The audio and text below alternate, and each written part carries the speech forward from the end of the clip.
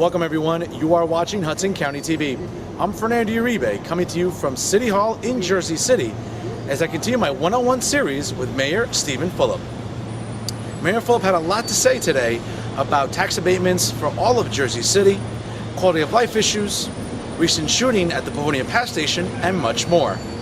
Recent news have come out there's been a concern levied at the City Council, specifically with a prisoner reentry program possibly being stationed at the HEB shopping center.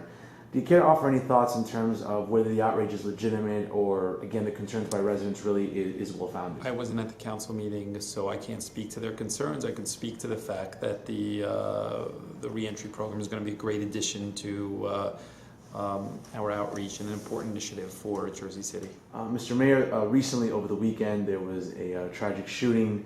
No lives were lost, but still it was alarming to see a shooting at the Pavonia Pass Street station.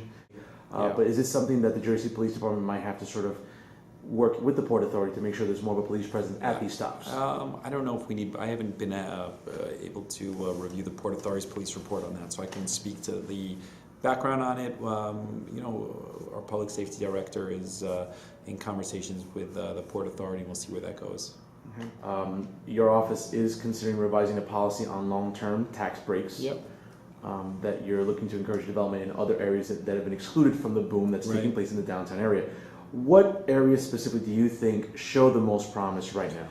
Well, the map is based on the census tract, based on income, so you're looking at some areas in Ward F, some areas in Ward A, some areas in the Heights. It's based on what the census feedback was, so it's based on income, and it's not a political area, it's income-based area. But again, just for our residents to be clear on this. Yeah, some of the areas in the Heights, some of the areas in Greenville, some of the areas in West Side, it's a little bit of every neighborhood. Okay. How pleased were you with the Barclays event last week? It was a phenomenal thing for Jersey City. I think that you know, the more events like that Jersey City can do, the better it is for the city. How's your golf game recently? Horrible. I had an opportunity to play with Bubba Watson on Wednesday. He competed, but he was very good. I'm very bad. Okay. Well, at least it's sort of a process, right, Mr. Mayor? Yeah, absolutely.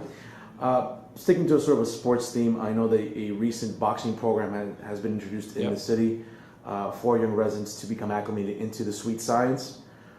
Could you tell our viewers a little bit more information about that in terms of how it's coming along? We're expanding recreation programs, and we're partnering with the Board of Education more in order to use their facilities. We've done a boxing program now, which has started.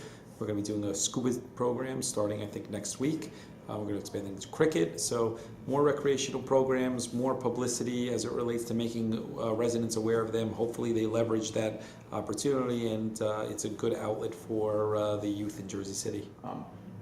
Many parts of Journal Square remain a concern for many taxpayers concerning development and even quality of life, though. Yep. Why do you think specifically it has not progressed as much as it should have, or even to the expectations of many residents that have voiced a displeasure? I think there's I think this tax abatement program incentivizing people to be places other than the waterfront is going to have a huge impact as far as moving people there. I think that we've had conversations, and I think that this administration is going to be the first one in 20 years that actually gets something meaningful built in Journal Square.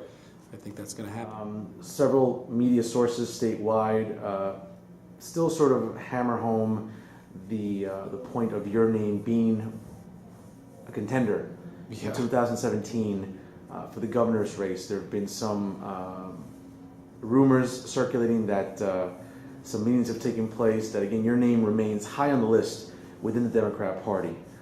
Where do you think this talk comes from, Mr. Mayor? It's flattering. It's related to a lack of a bench probably in the Democratic Party. The only interest is being the mayor of Jersey City. I made a commitment that I want to do this, and I think there's a tremendous opportunity to do a great thing for the city. I've never had any meetings regarding running for anything other than this, so it's flattering.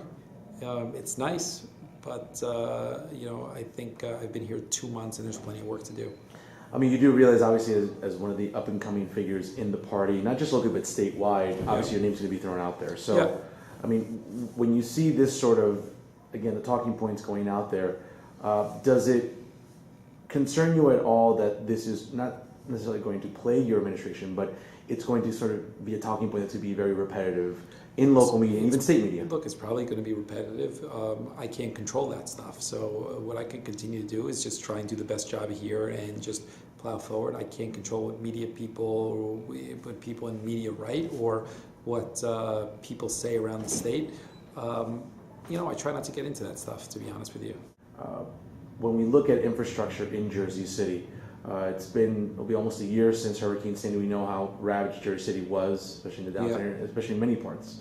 How has the city addressed that in terms of any future storms or any other future infrastructure problems? It's funny you say that. We have ongoing meetings right now. We actually have a point person, Deputy Mayor Brady Phillips is going to be the point person from our side. There's ongoing meetings right now with FEMA, with the corporations, with some of the community groups as far as communication goes. So it's going right now. We recognize that we inherited something that we felt was behind where the progress was that, let's say, a place like New York City did, and so we're working on it right now to catch us up.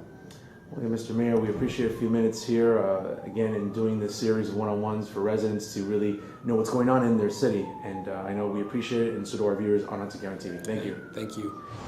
Thank you so much for watching. For more programming, please go to HudsonCountyTV.com. Don't forget to follow us on Facebook and Twitter, and as always, stay classy, everyone.